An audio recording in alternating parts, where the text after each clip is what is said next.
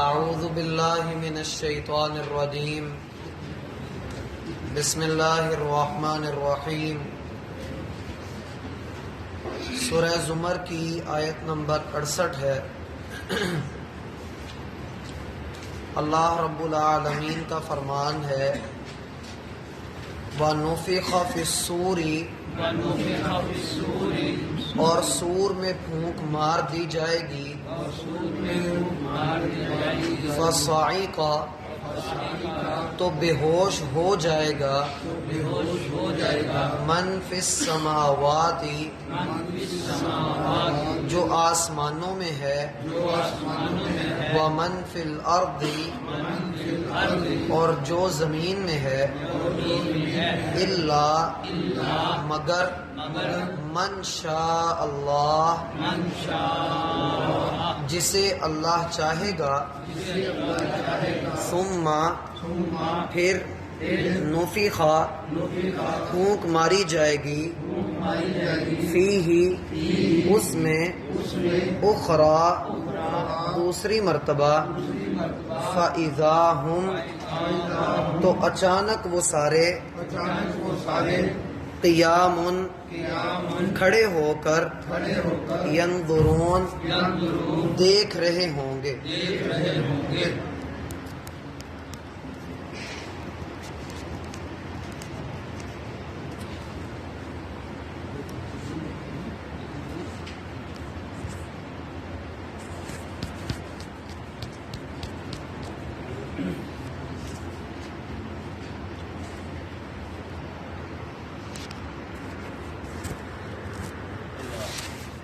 احباب گرامی، یہ بات میں نے کچھ دن پہلے عرض کی تھی کہ ان آیات میں کلام کا رخ اچانک ایک ایسی طرف مڑ جائے گا جس میں انسان کو بہت ساری دہشت اور ہولناکی محسوس کرنا پڑے گی۔ ابھی پچھلی آیت میں ہم کل یہ بات پڑھ رہے تھے کہ لوگوں نے اللہ تعالیٰ کی ویسی قدر نہیں کی جیسا اس کی قدر کرنے کا حق تھا، اور اسی آیت میں اللہ تعالیٰ نے اشارتاً یہ بات ارشاد فرمائی کہ وہ دن کیسا دن ہوگا، قیامت کا دن، جب اللہ ساری زمین کو اپنی مٹھی میں اکٹھا کر لے گا اور آسمان اس کے دائیں ہاتھ پر لپٹے ہوئے ہوں گے۔ یہ بات کہنے کے بعد کلام کا رخ پھر توحید کی طرف آ گیا تھا کہ اللہ پاک ہے اور اس شرک سے بلند تر ہے جو تم کرتے ہو۔ لیکن اب سے لے کر سورت کے آخر تک کلام کا جو رخ ہے وہ روز قیامت کی طرف رہے گا، اور یہ بات جو اللہ تعالیٰ نے آج کی آیت کے اندر ارشاد فرمائی ہے، یہ قیامت کے بالکل آغاز کا ذکر ہے۔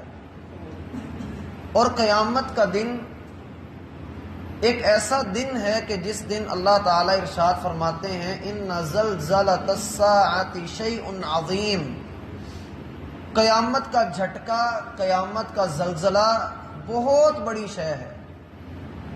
یوم ترونہا تذہل کل مرضعۃ عما ارضعت، جس دن ہر دودھ پلانے والی اپنے دودھ پیتے بچوں کو بھول جائیں گی۔ وتضع کل ذات حمل حملها، اور ہر حمل والی کا حمل گر جائے گا۔ وتری الناس سکارا وما هم بسکارا، تم لوگوں کو دیکھو گے کہ وہ نشے کی حالت میں ہیں، مدہوش ہیں، گر رہے ہیں، حالانکہ وہ نشے کی حالت میں نہیں ہوں گے۔ وَلَٰكِنَّ عَذَابَ اللَّهِ شَدِيدٌ، اس دن تیرے رب کا عذاب بڑا سخت ہوگا۔ نبی علیہ الصلوۃ والسلام کا فرمان ہے کہ جس کا دل کرتا ہے وہ دنیا میں ہی قیامت کو دیکھ لے، جو چاہتا ہے کہ وہ دنیا میں رہ کر ہی ایک منظر دیکھ لے، دیکھے کہ قیامت کے دن کیا ہونا ہے، وہ 3 سورتوں کی تلاوت کر لے، اور تینوں 30ویں پارے کی۔ پہلی سورۃ التکویر ہے اذا الشمس کورت، دوسری اذا السماء انفطرت، اور تیسری اذا السماء انشقت۔ وہ ان تین صورتوں کا مطالعہ کر لے، نبی علیہ السلام فرماتے ہیں وہ دنیا میں ہی اپنی آنکھوں سے قیامت کو دیکھ لے گا۔ اور ایک حدیث میں آپ علیہ الصلوۃ والسلام کا فرمان ہے کہ سورہ ہود جو 12ویں پارے میں آتی ہے، اس صورت نے اور اس جیسی صورتوں نے مجھے بوڑھا کر دیا ہے۔ حدیث میں آتا ہے آپ کے کن پٹی کے چند بال تھے جو سفید ہوئے تھے، اور آپ ان بالوں کو دیکھ کر کہہ رہے تھے کہ ان صورتوں کی وجہ سے مجھ پر جو خوف اور کپکپی طاری ہوئی ہے، اس کی وجہ سے مجھ پر بڑھاپا آ گیا ہے۔ قرآن کی ایسی آیات جن میں ہولناکی ہے، دہشت ہے، مثلا ایک جگہ پر اللہ تعالیٰ فرماتے ہیں اتقوا ربکم، لوگوں اپنے رب کی ناراضگی سے ڈرو، وَخْشَوْا يَوْمَ لَا يَجْزِي وَالِدٌ عَنْ وَلَدِهِ، اور اس دن بھی ڈرو جس دن کوئی باپ اپنی اولاد کے کام نہیں آ سکے گا، وَلَا مَوْلُودٌ هُوَ جَازٍ عَنْ وَالِدِهِ شَيْئًا، اور نہ اولاد اپنے والد کی کچھ مدد کر سکے گی۔ ایک جگہ پہ اللہ تعالیٰ کچھ یوں فرماتے ہیں وجوہ یومئذ علیہا غبرہ ترہقھا قطرہ اولئک ھم الکفرۃ الفجرہ، کتنے چہرے ہوں گے جو اس دن سٹھیائے ہوئے، چہرے کے اوپر گرد و غبار لیے، ذلت لیے ہوں گے۔ یہی وہ لوگ ہیں جو رب کے نافرمان، فاجر اور گندے قسم کے لوگ ہیں۔ قرآن جگہ جگہ پر قیامت کی ہولناکیوں کو بیان کرتا ہے۔ افلا یعلم اذا بعثر ما فی القبور، کیا انسان کو نہیں معلوم کہ جس دن ہم زمین کو ادھیڑ کر اس میں سے مردے نکالیں گے۔ پھر اللہ ایک جگہ پر فرماتے ہیں اذا السماء انفطرت، جب آسمان گر پڑے گا، وَإِذَا الْكَوَاكِبُ انتَثَرَتْ، ستارے بے نور ہو جائیں گے، وَإِذَا الْبِحَارُ فُجِّرَتْ، اور گہرے سمندر پھٹ جائیں گے، وَإِذَا الْقُبُورُ بُعْثِرَتْ، اور قبریں ادھیڑ لی جائیں گی، عَلِمَتْ نَفْسٌ مَا قَدَّمَتْ وَأَخَّرَتْ، ہر انسان کو پتہ لگ جائے گا کہ اس نے آگے کیا بھیجا، پیچھے کیا چھوڑا۔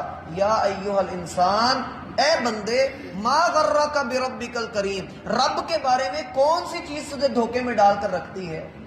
الذی خلقک فسواک فعدلک فی ای صورۃ ما شاء رکبک، اللہ نے تجھے پیدا کیا، پھر تیرے اعضاء کو مضبوط کر کے تجھے نقشق سے سنوار کر تیرے رب نے تجھے بہترین شکل و صورت دی۔ کلا بل تکذبون بیوم الدین، پھر تم انصاف کے دن کو جھٹلانے لگ گئے۔ گویا کہ اللہ تعالیٰ جگہ جگہ پر انسان کو خبر دیتے ہیں۔ ایک جگہ پہ اللہ فرماتے ہیں اذا السماء انشقت، آسمان پھٹ جائے گا، اذا الشمس کورت، سورج بے نور کر دیا جائے گا۔ سورہ طور میں اللہ تعالیٰ فرماتے ہیں کہ یہ لوگ تو انتظار کر رہے ہیں کہ کب قیامت آئے۔ جس دن قیامت آئے گی آسمان ٹکڑے ٹکڑے ہو کر نیچے گر رہا ہوگا، اور یہ اس کو دیکھ کر کہیں گے ھذا سحاب مرکوم، یہ تو آسمان نہیں ہے بلکہ بادل کے ٹکڑے ہیں جو ہمارے اوپر آ رہے ہیں۔ اس وقت بھی جھٹلا رہے ہوں گے۔ پھر ایک جگہ پہ اللہ تعالیٰ فرماتے ہیں وَيَقُولُونَ مَتَى هَذَا الْبَعْدُ إِن كُنتُمْ صَادِقِينَ، یہ آپ سے پوچھتے ہیں کہ کب آئے گی قیامت، ان سے کہیے فَأَعْرِضْ عَنْهُمْ، آپ ان سے دور ہوں، وَانْتَظِرْ إِنَّهُمْ مُنْتَظِرُونَ، اے محمد آپ خود بھی انتظار کریں اور ان کو بھی انتظار کرنے دیں۔ یعنی کہ لوگ اس بات کو کچھ سمجھتے ہی نہیں، اور لوگوں کی یہی حالت اللہ تعالیٰ فرماتے ہیں اقترب للناس حسابهم وهم فی غفلۃ معرضون، لوگوں کے حساب کا وقت قریب ہے اور وہ غفلت میں پڑے ہوئے نفرت سے دین کو جھٹلا رہے ہیں، دور جا رہے ہیں۔ لاہیۃ قلوبہم، ان کے دل کھیل کود میں پڑے ہوئے ہیں۔ فرمایا وَنُفِخَ فِی الصُّورِ، وہ وقت ہوگا جب سور میں پھونک دیا جائے گا۔ اور یہ کیسے پھونکا جائے گا؟ صحیح بخاری میں آتا ہے نبی علیہ الصلوۃ والسلام فرماتے ہیں آدمی اپنے حوض کی مرمت کر رہا ہوگا کہ سور کی آواز آئے گی اور ادھر ہی گر پڑے گا۔ ایک روایت میں آتا ہے کہ کھانا سامنے رکھا ہوگا، لقمہ توڑ چکا ہوگا، لیکن منہ تک اٹھانے کی نوبت نہیں آئے گی۔ وَنُفِخَ فِی الصُّورِ فَصَعِقَ مَن فِی السَّمَاوَاتِ وَمَن فِی الْأَرْضِ، جب سور میں پھونکا جائے گا تو زمین میں جو کوئی ہے اور آسمانوں میں جو مخلوقات ہیں وہ ساری کی ساری گر پڑیں گی، بے ہوش ہو جائیں گے، فنا ہو جائیں گے، الا من شاء اللہ، ہاں سوائے اس کے جو جس کو اللہ چاہے گا۔ اللہ جس کو چاہے گا اللہ اس کو بے ہوش نہیں ہونے دے گا۔ اس میں پہلا نقطہ یہ ہے کہ اللہ تعالیٰ کا جلال، اللہ کی ہیبت، اللہ تعالیٰ کی قدرت۔ جلال اور ہیبت یہ ہے کہ اتنی ہولناک آواز میں سارے لوگ، خواہ وہ آسمانوں میں ہے خواہ وہ زمین میں ہے، جتنی مخلوقات ہیں وہ سارے کے سارے بے ہوش ہو جائیں گے، فنا ہو جائیں گے، اور باقی رہنے والی ذات فقط اللہ۔ کل من علیہا فان ویبقى وجہ ربک ذو الجلال والاکرام۔ اور اللہ تعالیٰ کی قدرت یہ ہے اس میں کہ اللہ تعالیٰ اس قدر ہولناکی کے باوجود اپنے کچھ بندوں کو اس ہولناکی سے محفوظ کرے گا۔ اللہ ہمارا شمار ایسے لوگوں میں کرے۔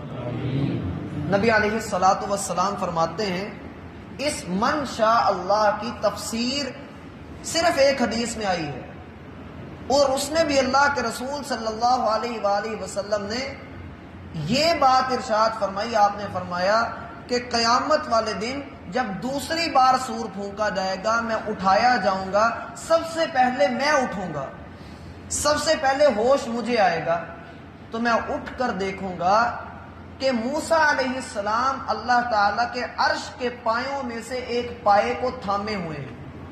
اس سے یہ بھی پتہ لگتا ہے کہ اللہ کے عرش کے پائے ہیں، ہمارا ان پر ایمان ہے، وہ جیسے بھی ہیں ویسے ہی ہیں جیسا کہ اللہ تعالیٰ نے ان کو بنایا ہے۔ نبی علیہ السلام فرماتے ہیں اب مجھے نہیں پتا کہ موسیٰ کو مجھ سے پہلے ہوش آیا ہے یا اللہ نے اسے ان لوگوں میں شامل کیا ہے جن کو قیامت والے دن اللہ نے بے ہوش نہیں کرنا۔ یہ صحیح بخاری کی روایت ہے۔ بات سمجھ آئی ہے حدیث؟ اللہ کے رسول فرماتے ہیں مجھے نہیں معلوم کہ ان کو مجھ سے پہلے ہوش آئے گا یا وہ ان لوگوں میں شامل ہیں جن کو اللہ نے قیامت والے دن فنا ہونے سے، بے ہوش ہونے سے بچا لینا ہے۔ اب یہاں ایک سوال آتا ہے کہ جی اس میں موسیٰ علیہ السلام کو کیوں بچایا گیا؟ اس کا جواب بعض اہل علم نے یہ دیا کہ دنیا میں موسیٰ علیہ السلام اس بے ہوشی کو جھیل چکے ہیں۔ کیسے؟ کہ جب انہوں نے خواہش کی کہ اللہ میں تجھے دیکھنا چاہتا ہوں، اور جب اللہ تعالیٰ نے نور کی تجلی ڈالی تو اللہ تعالیٰ وہاں پر بھی یہی الفاظ فرماتے ہیں کہ جعلہ فلما صعق، جب وہ فلما تجلی ربہ للجبل جعلہ دکا وخر موسیٰ صعقا، جو لفظ یہاں پر ہے وہی وہاں پر ہے کہ موسیٰ وہاں پر بے ہوش ہو کر گر پڑے۔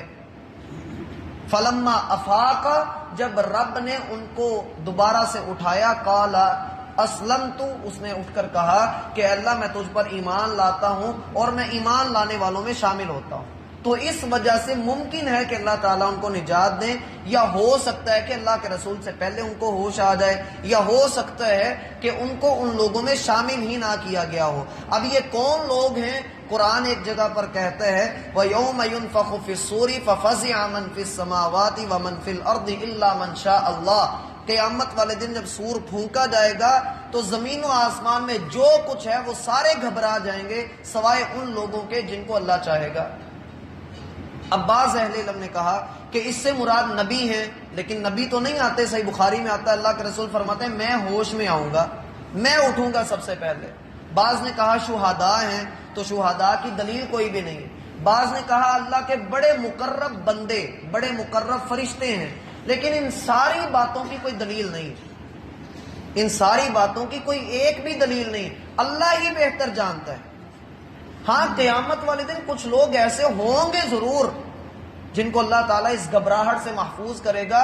17ویں پارے میں اللہ تعالیٰ فرماتے ہیں لا يحزنهم الفزع الاکبر، اللہ کے کچھ بندے ایسے ہوں گے جن کو بڑے دھماکے بھی ڈرا نہیں سکیں گے، اللہ ان کو غمگین نہیں ہونے دے گا۔ اللہ ہمیں ایسے لوگوں میں شامل فرمائے۔ پھر فرمایا کہ ثم نفخ فیہ اخری، پھر دوسری بار بھی پھونکا جائے گا۔ اس میں اہل علم کا اختلاف ہے۔ بعض اہل علم یہ کہتے ہیں کہ قیامت والے دن سور 2 مرتبہ پھونکا جائے گا، بعض کہتے ہیں 3 مرتبہ پھونکا جائے گا، اور بعض کہتے ہیں کہ 4 مرتبہ پھونکا جائے گا۔ اب یہ آپ نے ڈھونڈ کر لانا ہے کہ کتنے